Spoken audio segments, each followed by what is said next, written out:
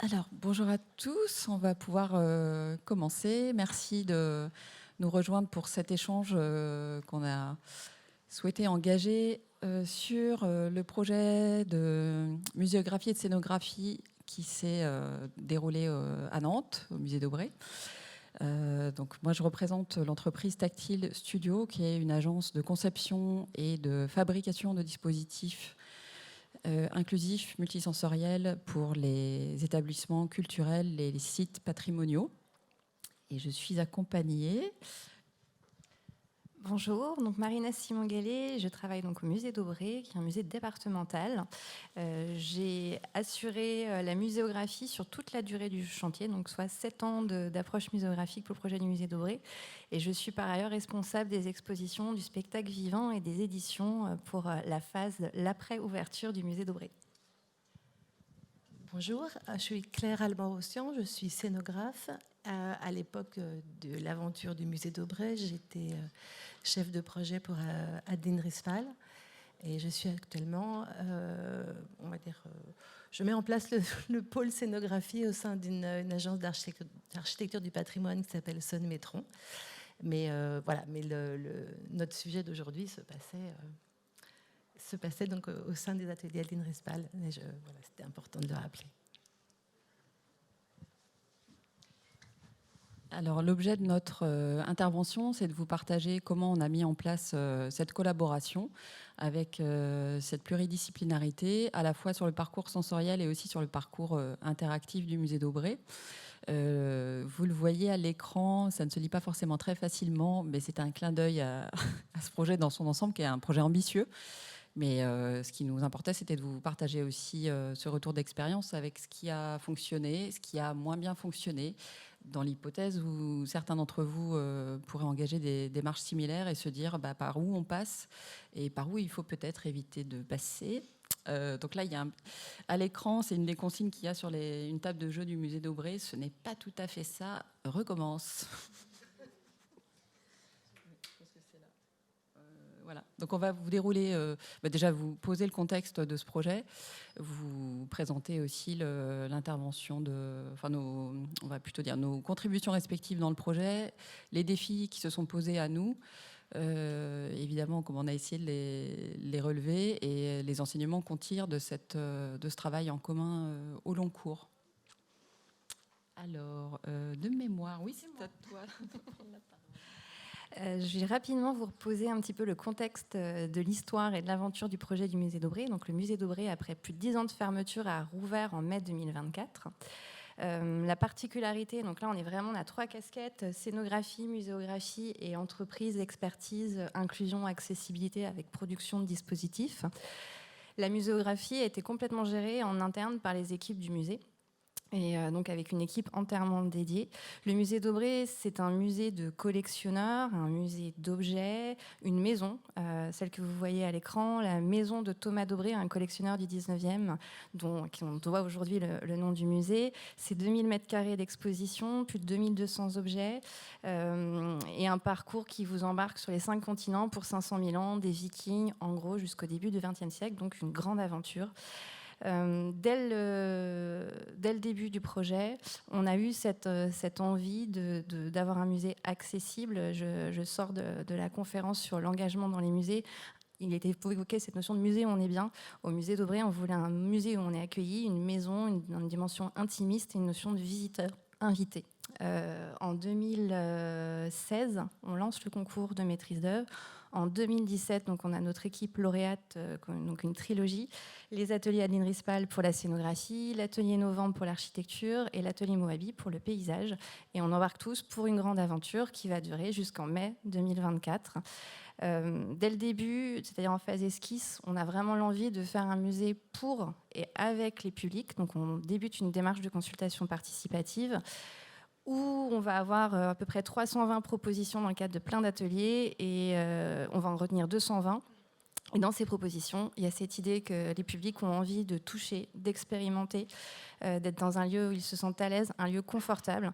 Et ça va être le début de notre histoire sur cette approche inclusive et d'accessibilité. C'est tout à fait en adéquation, donc musée départemental, politique départementale, l'accessibilité, l'inclusion, c'est vraiment un pilier des politiques départementales. Donc dès la commande, il y a cette idée de pouvoir être labellisé tourisme et handicap, de pouvoir rentrer dans ce réseau, et c'est ce qui va vraiment guider toute l'aventure, avec notamment, on va se faire accompagner d'une AMO, Maud Dupuis de Polymorph Design, qui va nous suivre sur toute la durée du chantier, nous accompagner avec le travail à la fois avec la scénographe et à la fois avec les entreprises. Voilà, donc diversité des publics, diversité des portes d'entrée. On va vous en présenter 2 des portes d'entrée. On part du principe qu'il y a une liberté de visiteur, donc on peut juste aller dans le musée parce qu'on y est bien. Tout à l'heure, Claire vous présentera les concepts scénographiques des grandes tables où il y a l'idée de pouvoir s'installer, se poser. Il y a l'idée de pouvoir rentrer dans les collections. Et les 2 dispositifs dont on va vous parler, ces 2 types de stations, vont vous permettre de voir un petit peu comment on a travaillé sur ces publics cibles. Donc des histoires au bout des doigts, c'est un parcours qu'on a mis en place pour les publics, alors spécifiquement la cible, c'est les publics non ou malvoyants, avec leur accompagnant. On a souhaité travailler sur ce binôme, d'avoir vraiment une complémentarité d'expérience dans cette idée de confort pour tous les visiteurs. Et ces tables sont complémentaires d'un parcours audio qui est à disposition et propose une visite alternative à la visite grand public pour cette typologie de visiteurs. Dans l'idée, c'était que ces dispositifs soient pour un public cible, mais pas uniquement, et qu'on soit dans une approche inclusive et qu'on voit comment, alors non pas dans une logique d'accessibilité universelle qui est une très belle idée, mais dans la pratique, on voit souvent les limites, mais d'avoir un partage des dispositifs, un partage de l'expérience. Donc ces tables, vous les reconnaissez parce qu'elles sont avec une bande verte. Le vert chez nous indique « vous pouvez toucher » pour éviter, notamment en phase d'exploitation, toute interrogation qu'on peut avoir parce qu'on a des très très beaux facsimilés, donc le fait que les visiteurs ne touchent pas, ça peut être une problématique. Des objets donc réalistes qu'on va pouvoir toucher.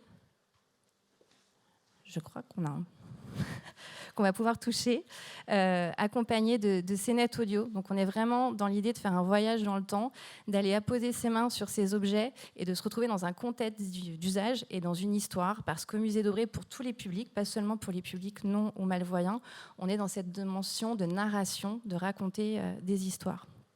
La seconde typologie, ce sont les tables de jeu, donc des tables d'expérimentation, celles-ci plutôt destinées au public familial, dans l'idée donc toujours associées à des collections. Dans les 2 cas, on a une thématique muséographique forte, un discours, un message à transmettre au public, des collections, et on va associer ces tables à un corpus d'objets. Donc ces tables-là, c'est un public donc soit lecteur, soit non lecteur. On a vraiment les 2 tranches d'âge. Si je ne suis pas lecteur, je vais manipuler, plaisir de jouer. Et si je suis lecteur, je rentre vraiment dans une aventure. Elles sont composées toutes d'une manipulation associée à un écran, un retour écran. Le jeune visiteur est embarqué, va se mettre dans la peau d'un personnage, donc devient expert des momies, fait de la frappe de monnaie, devient bâtisseur de cathédrale. Donc vraiment un engagement et des missions.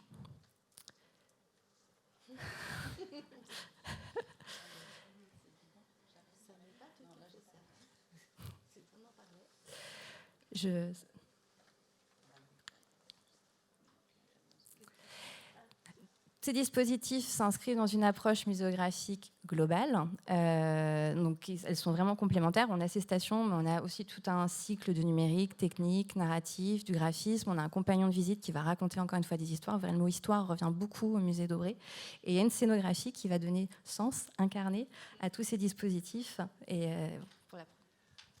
Alors, l'expérience du visiteur, elle s'inscrit globalement dans son parcours dans le musée, et chacune des stations sensorielles ou de jeu du parcours, elle se trouve à l'intérieur du parcours. Dans les grandes lignes, le concept scénographique, il s'est attaché à dégager des plans de travail ouverts à tous, qu'on puisse partager, et chacune des stations était toujours en regard de la collection correspondante. Ça a l'air simple, mais cognitivement, c'est assez efficace, parce que vous le verrez dans certaines photos, si on a pu les mettre là, qu'en fait, le visiteur, il était baigné dans le sujet de chaque station, dans la pièce où elle se trouvait, et il y avait toujours assez de place en périphérie et devant ces tables pour qu'il y ait un partage autour des tables. C'était un axe assez fort de la conception du parcours scénographique, et ça Alors, il s'appuyait aussi sur des caractéristiques de l'espace, puisque le Palais d'Aubrey a été pensé au moins au rez-de-chaussée comme un espace à meubler. Mais on s'est attaché à ce que tout au long de son parcours, le visiteur retrouve de façon régulière et de façon lisible ces stations le long de sa balade. Voilà. Et en périphérie et autour des stations, il y avait bien sûr les œuvres correspondantes, comme par exemple, ou la suivante, mais il y avait aussi des mises en abîme et des mises en complément d'information qui étaient toujours aussi en relation. Donc ça créait une espèce à chaque fois d'écosystème sur les sujets traités. Et voilà. Après, la scénographie elle-même, elle s'appuie sur bien d'autres données, comme le mobilier meublant, comme le dessin spécifique. Mais dans le sujet qui nous intéresse, là, on a pensé l'expérience visiteur depuis le parcours jusqu'à ce qui se passait devant chaque station. En fait, c'est vraiment un continuum pour nous.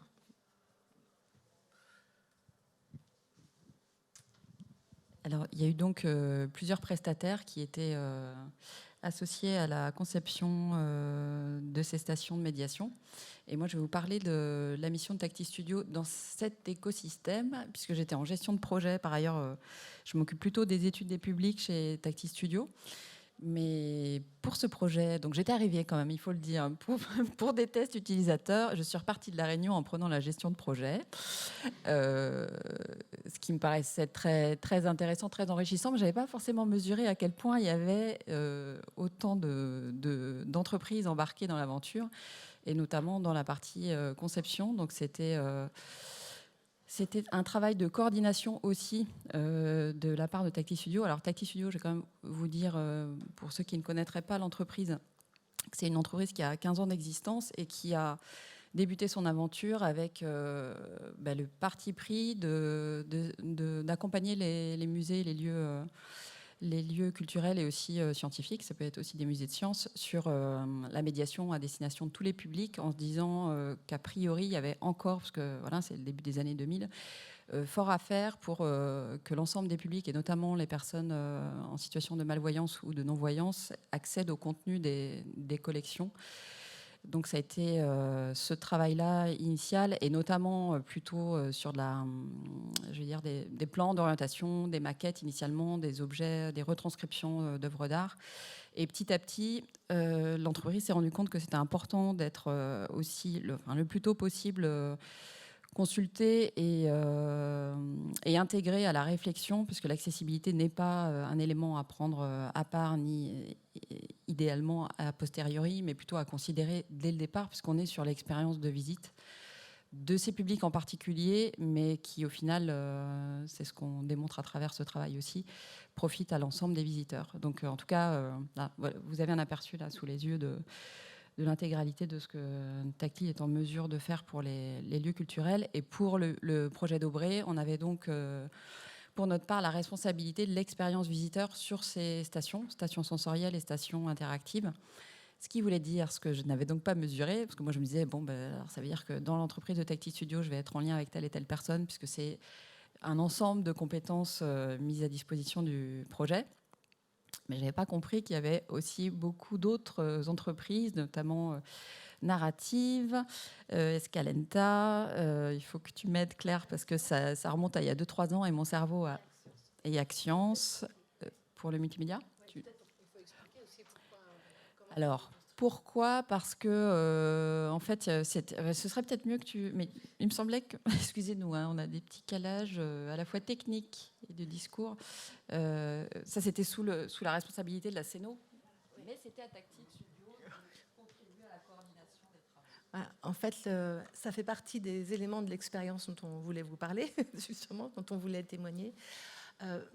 Toujours en se plaçant et en posant le visiteur au centre de notre questionnement, et un peu comme juge de paix des différentes prises de décision, il a été acté avec notre maîtrise d'ouvrage qu'il y aurait une seule direction artistique pour l'ensemble des supports graphiques et en particulier des illustrations.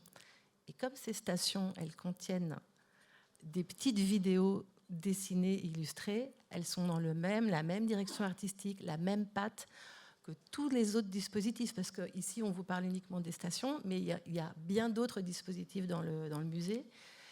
Et voilà, c'est une rigueur et une ambition qui avait pour impact qu'il y a des champs de compétences qui étaient partagés par plusieurs entreprises, mais pour les stations, Tactile se retrouvait, comment on dit arrangeur, on dit intégrateur en fait, ensemblier des champs de compétences d'autres entreprises qui avaient elles-mêmes leur propre logique. Et ça fait partie des sujets voilà, qui ont pu nous occuper régulièrement. Il y a donc trois entreprises qui avaient chacune leur lot et qui étaient en co-fabrication avec Tactile Studio, donc narratif pour toute la narration sonore des stations, et Escalanta pour toutes les petites vidéos qui étaient les modes d'emploi des stations de jeu des enfants. Voilà. Et enfin Axience qui fournissait les équipements techniques, en tout cas les appareils de lecture et de diffusion. Et même cette chose si simple a impliqué beaucoup d'échanges, en fait, parce que donc on vous expliquera après, mais le développement en fait, de chacune des stations dans son usage a nécessité de longs allers-retours. Voilà. Peut-être juste pour compléter, sur la partie maîtrise d'ouvrage, la commande, c'était... Quand on va au musée d'Aubray, on souhaite avoir une identité scénographique et visuelle. Ça nous est tous arrivé de parcourir un musée et de passer d'un étage à l'autre, d'une pièce à l'autre, et de sentir que c'est pas la même ligne éditoriale, que c'est pas la même plume, que le multimédia a été fait par une entreprise, que le graphisme a été fait par une autre entreprise. Et ce qu'on voulait, c'est que cette maison, puisqu'on a travaillé beaucoup sur l'intimisme, on est parti dans l'esprit de maison du 19e, que le choix des matériaux, donc là c'est l'architecte, le choix de la scénographie, la qualité et l'expertise des entreprises, travaillent toutes dans le même sens. Donc on y a vraiment une harmonie qualitative, visuelle et artistique sur l'ensemble du musée. Et c'est ce qui a guidé ce montage de marché un petit peu particulier, parce qu'à l'origine, en fait, c'était la commande qui a généré aussi cette solution. Et ce qu'on trouvait intéressant de partager avec vous, c'est que effectivement, le public y est très réceptif. Vraiment, il le voit et c'est plébiscité par nos visiteurs. Pour autant, il y a quelques difficultés dans la gestion même du projet et lourdeur qu'on a mis en place. C'était aussi l'objet de pouvoir en discuter avec vous et voilà, de partager des pistes de comment on aurait fait différemment ce travail-là, sur la manière de s'organiser.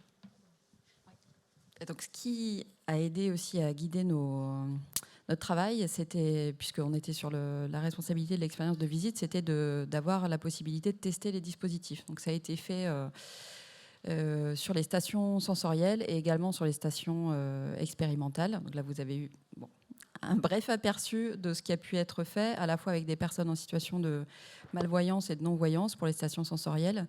Et pour les stations interactives, elles ont été testées avec des jeunes publics accompagnés, parents ou grands-parents. Ils ont d'ailleurs également pu nous dire aussi comment ils percevaient les stations sensorielles. Donc c'était vraiment des moments importants pour nous, parce que vous le verrez après par la suite dans les éléments qu'on partage, à quel point ça nous a fait ajuster la conception. Et par ailleurs, côté Tactile Studio, voyant donc l'ensemble des éléments à prendre en compte et des équipes aussi à faire collaborer, on s'est dit, on a réfléchi toutes les trois dès qu'on a travaillé ensemble à comment est-ce qu'on communique vu les sources nombreuses, comment est-ce qu'on acte les décisions. Enfin, on s'est vraiment calé sur notre manière de fonctionner. Du côté de Tactile, on s'est aussi questionné sur leurs habitudes de travail et de collaboration, en essayant de mettre en place quelque chose qui réponde aux impératifs du projet, mais qui s'imbrique aussi au mieux avec leurs outils de travail, puisqu'on était conscient qu'on n'était pas les seuls prestataires dans le projet, loin de là. Et donc on a travaillé sur Miro, qui est un outil parmi d'autres, un outil collaboratif, dont vous avez un petit aperçu, qui n'est pas parfait, mais qui nous a quand même aidé à avoir une sorte de base de référence. Et c'était en fait notre outil de suivi du projet, tout au long des échanges qui ont quand même duré une année et demie, à peu près. Oui. Vous entendez clair ? Il avait cet intérêt de donner une traçabilité des différents types de prise de décision. Parce que quelquefois, c'était un peu à 5 cm près. Ah ben non, tiens, non, finalement, ça ne marche pas bien de ce côté-là, on le remet là. Et on avait quand même moyen de retracer le cheminement de la pensée, le cheminement des prises de décision. C'était assez important parce que, voilà, pour ne pas refaire et pour ne pas refaire 3 fois la même discussion. Alors, les défis relevés. Alors, on a fait une sélection. Le premier pari qu'on a eu donc, sur les tables sensorielles, donc destinées au public non ou malvoyant, c'était cette notion que l'attention de conception en direction des publics spécifiques allait enrichir l'expérience de tous les visiteurs. Donc on allait travailler pour cette typologie-là plus particulièrement et que ça allait enrichir l'expérience de l'ensemble des visiteurs qui allaient être amenés à regarder autrement nos collections et le propos. Merci. Le premier défi qu'on a eu à relever, c'était cette idée que le parti pris inclusif, à la fois sur le narratif, donc l'histoire que j'ai dans mes oreilles, et le sensoriel, l'objet que je touche, allait toucher l'ensemble du grand public. Pour la narration, donc on évoquait tout à l'heure la société narrative qui a scénarisé les pistes audio et qui a été en étroite collaboration avec l'entreprise Tactile Studio tout du long. Dès le début des premiers échanges, on avait la conviction qu'on était un musée à histoire et que donc un musée à histoire, les histoires c'est savoureux, les histoires ça a des pouvoirs et que quel que soit le visiteur qui foule le sol de notre musée, il devait sentir ces histoires, ce côté savoureux. Donc dans ces tables, on voulait non pas une audio-description, je dis souvent un petit peu aseptisée, froide, sans émotion, mais on voulait vraiment rentrer dans une dimension de scénarisation, de narration pour embarquer nos visiteurs et pas uniquement notre public cible, public non malvoyant, mais l'ensemble des visiteurs. Donc on a imaginé ces scénettes audio comme une sorte de voyage dans le temps où le visiteur se trouve immergé à une époque et va avoir sous les doigts en fait l'objet qu'il peut manipuler, qui est en totale adéquation avec l'histoire que vous avez dans les oreilles, c'est-à-dire qu'un défaut d'objet ou un objet en cours de conception, dans la reproduction que Tactile Studio en a fait, ils ont tenu compte de la scénarisation pour avoir cette petite altération de l'objet de manière à ce que ce que vous avez dans les oreilles soit exactement la même chose que ce que vous avez sous les doigts et de travailler complètement la potentialité sensorielle et tactile de l'objet. Donc la table que vous avez sous les yeux, par exemple, est la synthèse d'une des dernières sections du parcours du musée où on aborde les collections extra-européennes et la dimension de collectionnisme et de comment ces collections sont rentrées dans les collections du musée d'Aubray.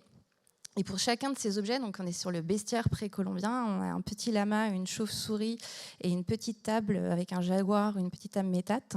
On est sur différentes régions de l'Amérique, avec différentes civilisations, différentes époques. Et ce qui nous intéresse, c'est de comprendre comment ce petit lama, qui est dans la vitrine juste derrière, il est rentré dans nos collections et quelle acquisition il a pu en être fait.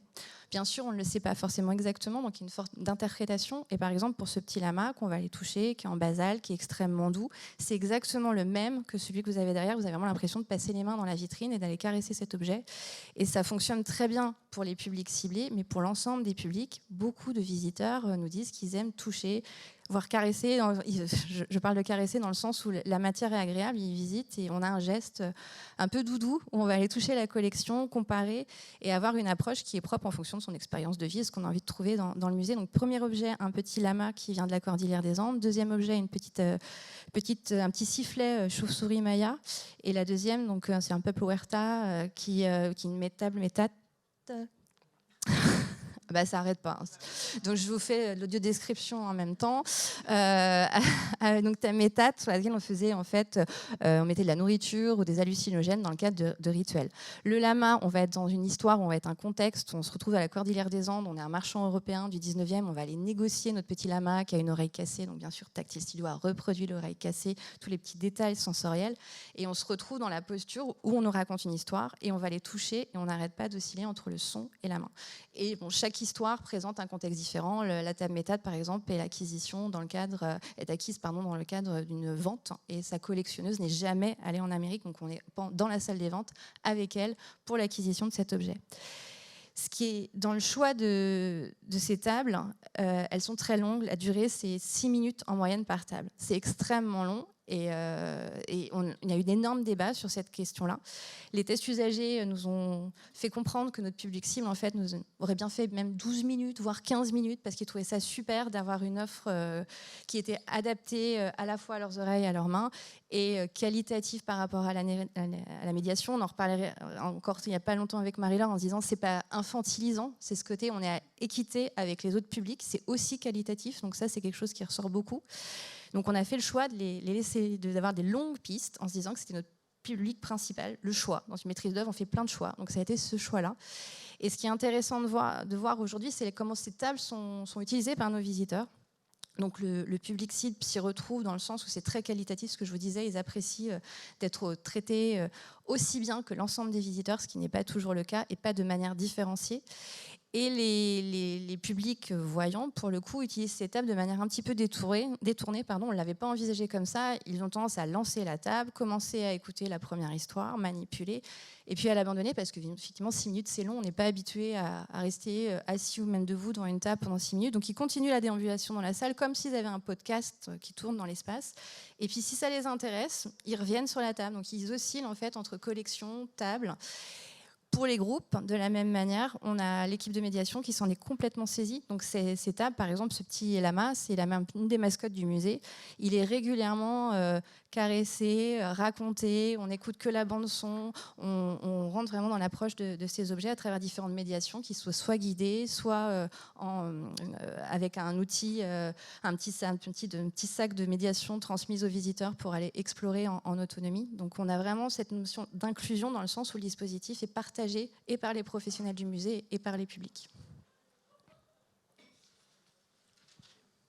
Alors, le défi suivant sur les tables sensorielles, c'était l'ajustement en fonction des retours des tests utilisateurs et même parfois, après installation, des usages des visiteurs. Donc là, vous avez un exemple. Alors, on part de la gauche. En fait, ces stations sensorielles, elles ont évolué dans leur conception, je vous l'ai dit tout à l'heure. Il y a eu 2 tests de fait sur cette station premiers outils. Une première qui a... En fait, pour celle-là, il y avait une flèche qui est en 2, je ne sais pas si vous voyez bien, mais elle était en 2 éléments. Et en fait, on s'est rendu compte, parmi les constats suite au test, c'était que c'était difficile pour les personnes qui découvraient cette station de se représenter comment la flèche pouvait être en réalité.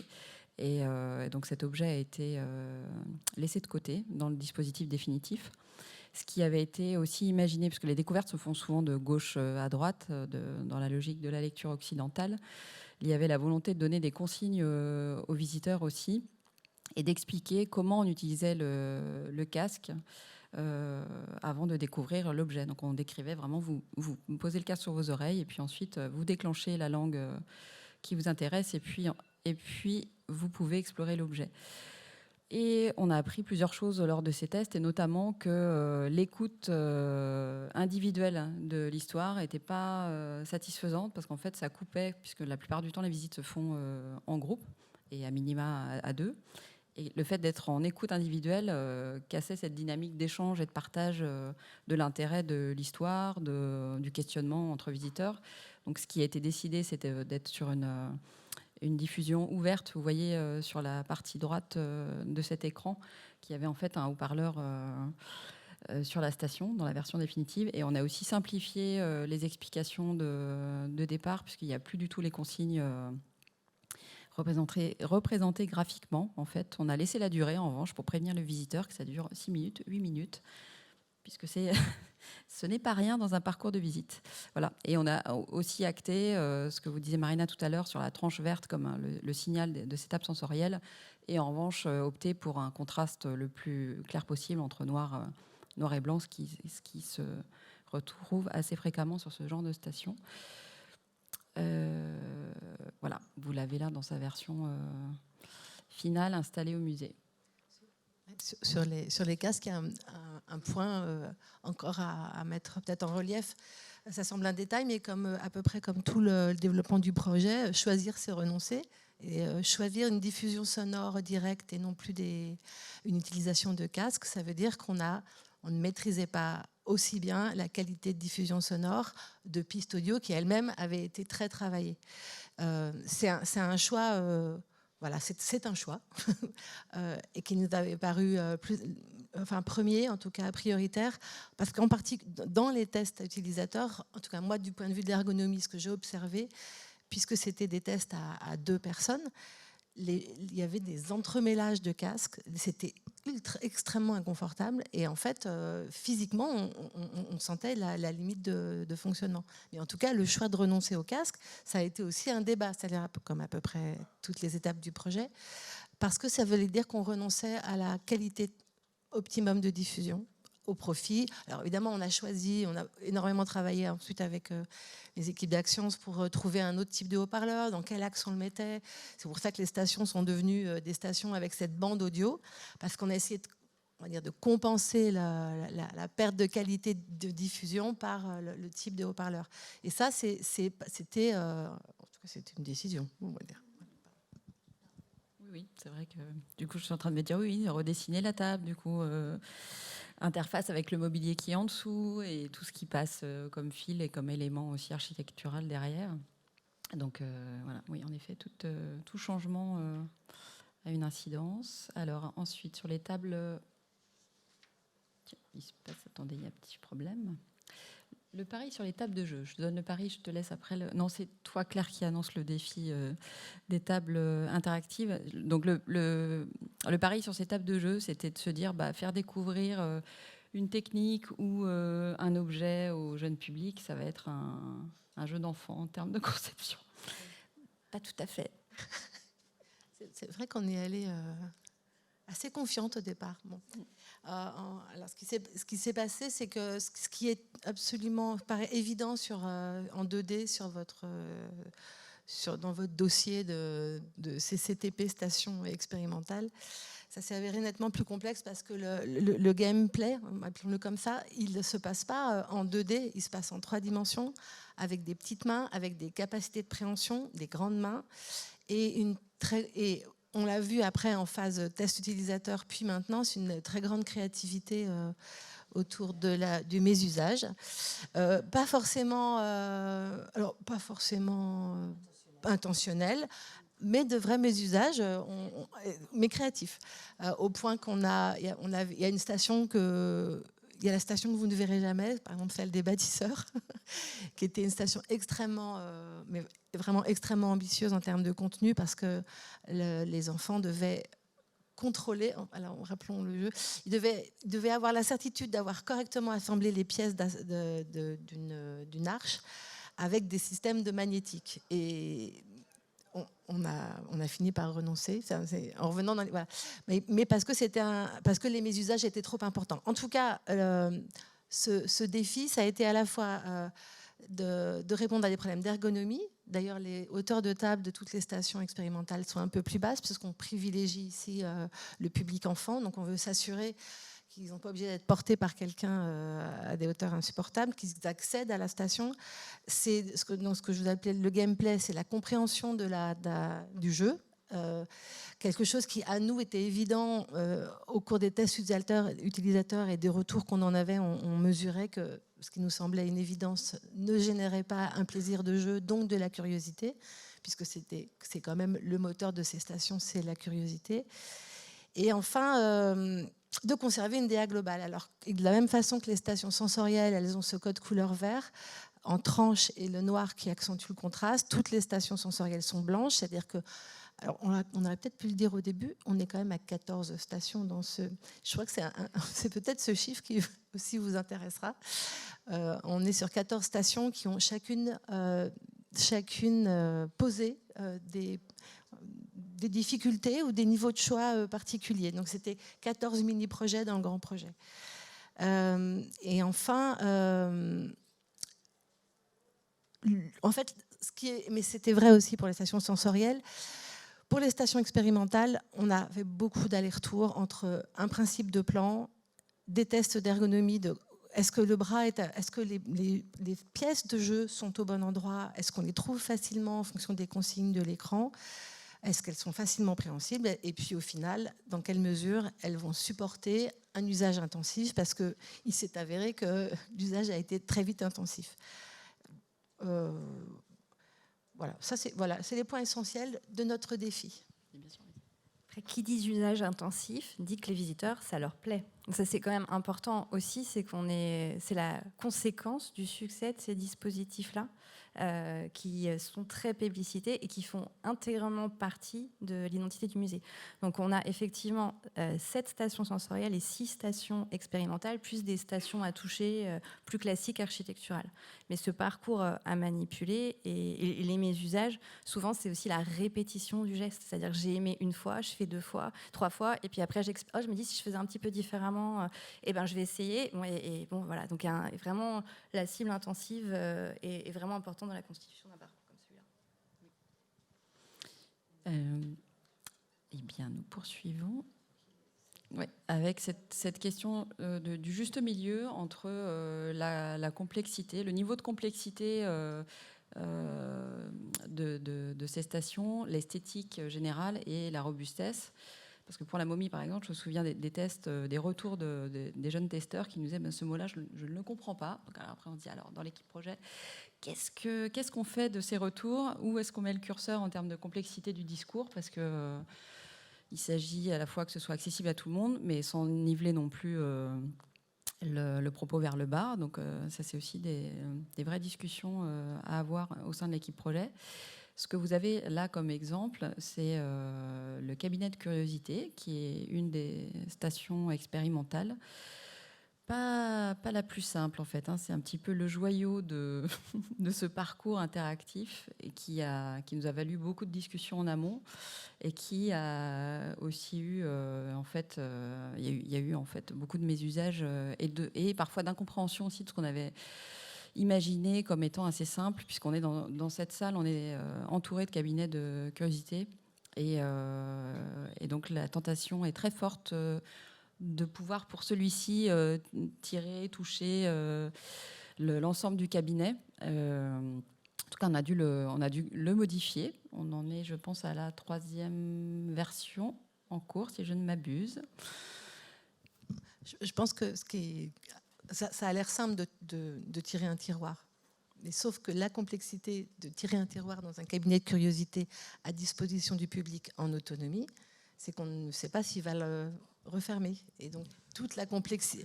En fait, parce que oui, présenter comme ça, vous dites, bon, ça va, des tiroirs, on arrive à en faire. Mais en fait, la vraie difficulté, c'est que pour qu'il y ait une petite une quête, que des enfants ou des adultes cherchent quelque chose, il faut absolument qu'une fois le jeu terminé, le cabinet de curiosité se referme tout seul, sans l'intervention d'un être humain, en fait.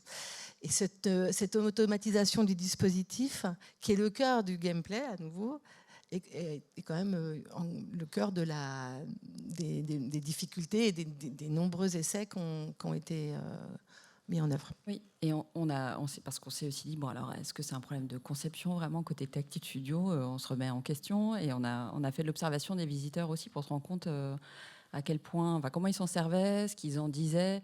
Et on sait qu'il y a, mais comme beaucoup de stations et de principes de dispositifs de médiation, le souhait des visiteurs de comprendre le contenu et d'avoir tout découvert. Donc c'est pour ça qu'en fait, il y a aussi parfois des réflexes d'insister un peu, parce qu'on se dit peut-être qu'on a raté quelque chose.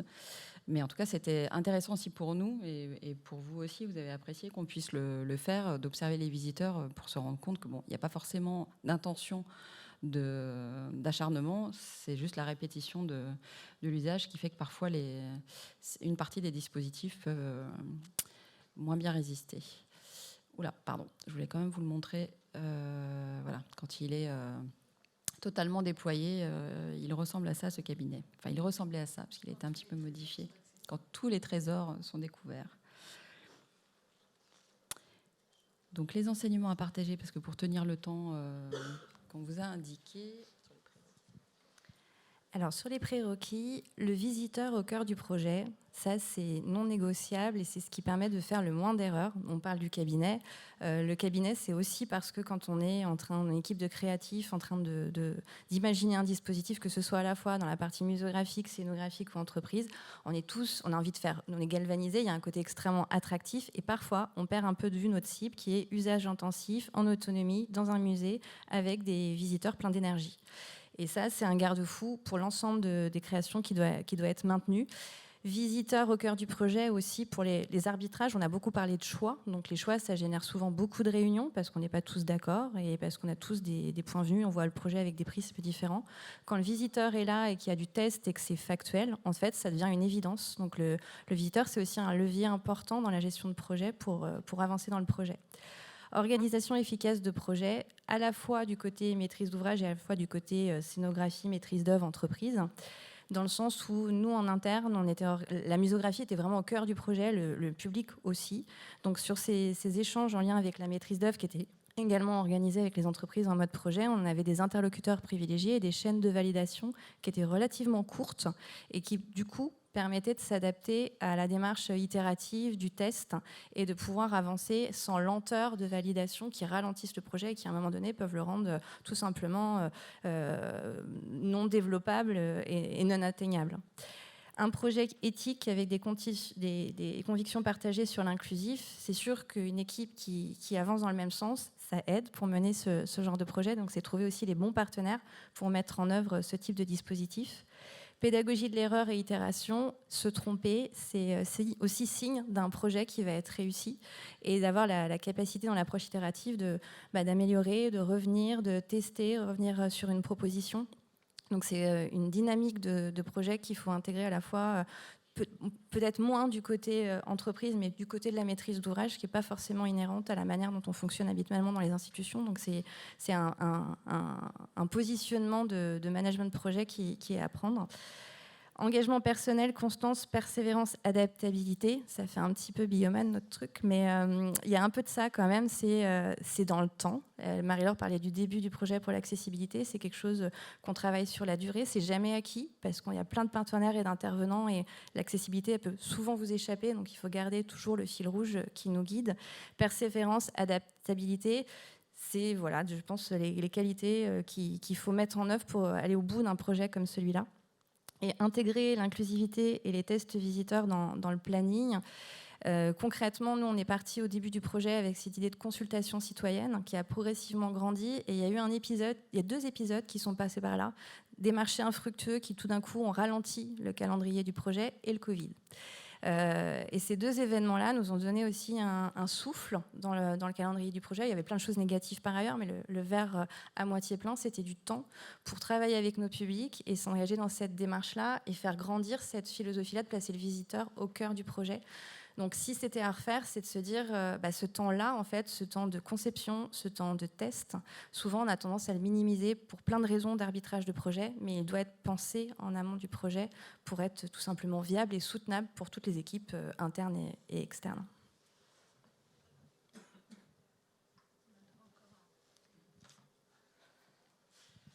Alors, ce qui a marché, selon nous, mais aussi selon les publics et les professionnels qui ont pu visiter le musée, c'est qu'il y a l'attention qui a été portée aux détails et à la cohérence qu'on a évoquée tout à l'heure, notamment dans la direction artistique et la scénographie, elle est saluée comme étant... ça se tient et ça se voit et c'est appréciable. Les manips aussi sont appréciées, comme le montre... alors certaines résistent très bien à l'usage intensif, et on vous l'a dit, certaines ont été ajustées. Mais donc c'était, oui, je pense que c'était une des premières. Il n'y a pas beaucoup, je pense, de musées de collectionneurs et de musées de beaux-arts qui ont autant de manips dans leur collection, à ma connaissance. C'est à la fois une démarche de médiation et une démarche d'inclusion. Et à notre sens, ça aussi, c'est une réussite. Le public, on vous l'a dit, comme guide et comme arbitre, donc un rôle très important, et aussi cette coproduction entre nous qui a bien fonctionné et qui se poursuit, puisqu'il y a un travail de maintenance qui est fait, et on apprend tout autant. Et voilà, on est dans une démarche où on respecte nos champs d'expertise respectifs, et on s'entend sur le fait qu'on apprend collectivement de cette expérience de la maintenance d'un tel parcours. Il y en a 2 en fait, 2 en 1. Donc voilà, donc en fait on essaie de caler ensemble ce contrat de maintenance pour que tout le monde s'y retrouve, entreprise comme institution. Et puis, il y a bien entendu des choses qui ont moins bien marché. Et comme le but du jeu d'aujourd'hui, c'est quand même de vous les partager, la place des consignes et des écrans dans l'expérience de table de jeu, en fait, c'était déjà des discussions entre nous. On disait, oui, non, mais l'écran, non, mais pas tant que ça, mais si, les consignes. Alors, quand les enfants sont accompagnés des adultes, c'est vrai que souvent les adultes prennent la place un peu du médiateur, du guide. Donc, ils vont, si l'enfant ne le fait pas, lire en même temps les consignes. L'enfant il est déjà parti dans le jeu. Ça arrive aussi que les adultes partent directement dans le jeu, hein, mais donc ces écrans, quand ils sont intégrés vraiment dans le périmètre immédiat du joueur, font partie de l'expérience. Quand ils sont sur le côté, on a remarqué que quand même la plupart du temps, ils sont consultés dans un second temps, plutôt pour vérifier, mais pas tellement pour guider. C'est la limite typique des dispositifs hybrides.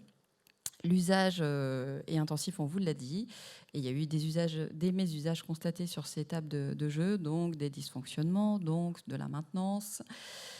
Et quand on met ça au regard des moyens d'exploitation, et oui, des gros GPA aussi, donc quand on met ça au regard des moyens d'exploitation limités, eh bien ça peut être un petit peu compliqué.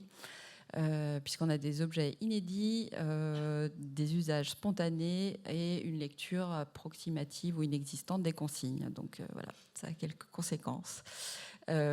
Quand il y a aussi une ambition inclusive dès le départ, mais qu'elle est incarnée progressivement, ça veut dire que c'est pas forcément évident non plus. Donc voilà, c'est à prendre aussi en compte. Et puis pour les prototypes aussi, qui était un petit peu trop abouti. On aurait peut-être mieux fait de faire des prototypes, des vrais prototypes en fait, parce que là on était presque sur une V1 de la réalisation finale, et ce qui nous demandait beaucoup d'énergie côté entreprise, et qui au final, je pense, aurait peut-être permis de faire des tests plus tôt, d'accélérer certaines prises de décision. Donc ne pas forcément aller aussi loin dans le souci d'excellence et de finition. Et pas assez nombreux. On aurait mieux fait sans doute d'en faire un peu plus, mais ça veut dire aussi le prévoir dans le marché, parce que tout ça, c'est quand même coûteux. Donc, complexité de conception et de fabrication, inévitablement. Des interlocuteurs nombreux, parce que ça veut dire beaucoup d'expertises différentes associées à ces réalisations et des prototypes fonctionnels sous-évalués. Ça reboucle avec ce que je viens de vous dire. Donc, chronophage et un bilan économique assez compliqué. On est quand même très fiers de nos réalisations, mais c'est vrai qu'il faut le dire aussi quand même. C'est à prendre en compte. Alors, est-ce que ça fonctionne pour les pistes? Non, c'est à toi, Claire, après. Qu'est-ce qui se passe? On voulait vous partager des pistes de réflexion.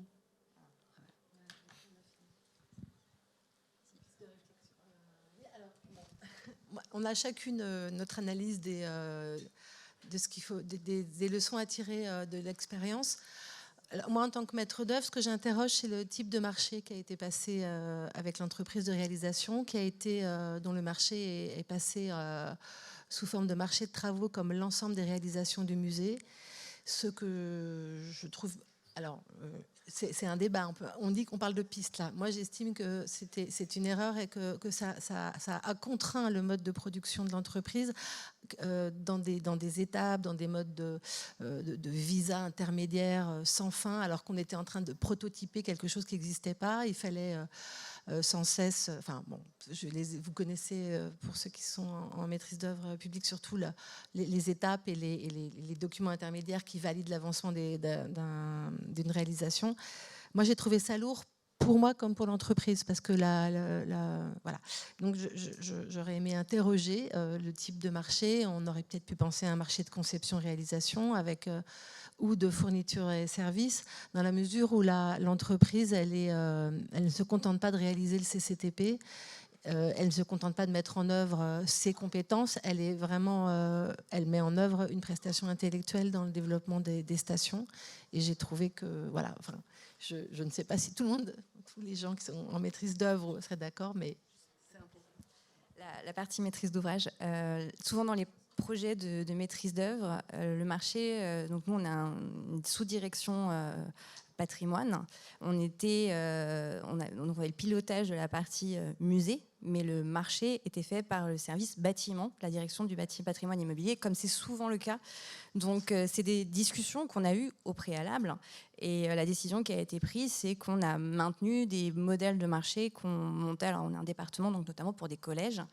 Et qu'effectivement, je pense qu'il y a une méconnaissance en fait de ce qu'est. Et même si en tant que technicienne, on explique au service des marchés, à nos homologues et nos collègues qui par ailleurs sont pleins aussi de bonne volonté, il y a une incompréhension. Et c'est vrai que même si l'association des scénographes milite beaucoup sur toutes ces questions-là, qu'on a un guide de la scénographie, c'est pas évident toujours d'arbitrer et que le choix soit fait, ce qui tend pour eux vers quelque chose de plus compliqué. Ce qui ne l'est pas forcément, preuve en est dans la déroulée du projet, mais il y a quand même le cadre institutionnel qui est un frein, souvent, sur le choix du type de marché. Et on avait aussi... alors dans les autres pistes, on avait aussi identifié peut-être une AMO Manip. Voilà, aussi d'insérer une AMO Manip ou une compétence Manip à l'intérieur de l'équipe de maîtrise d'œuvre beaucoup plus tôt en amont pour l'écriture, mais où il ne s'agit pas simplement de dessiner le cahier des charges qu'on a reçu, mais de vraiment penser les manips. Et puis notre conclusion, c'est de jamais séparer concevoir, réaliser et maintenir, parce que c'est vraiment un tout, en particulier pour des stations interactives de ce niveau-là. Et moi, la conclusion, alors là encore, je remets ma casquette de maîtrise d'ouvrage. C'est vrai que d'être particulièrement sensible, souvent on produit des dispositifs et la maintenance n'est pas forcément intégrée dès le départ, même si on alerte nos institutions, nos directions, nos élus. C'est toujours quelque chose, quand on passe en phase d'exploitation, quand ça ne fonctionne pas, c'est compliqué quand on vient d'ouvrir un musée avec des engagements de budget importants, de dire on a besoin pour entretenir ce musée de redégager. Ça ne devrait pas, et pourtant c'est tout à fait normal. Un musée, ça vit et les dispositifs vivent.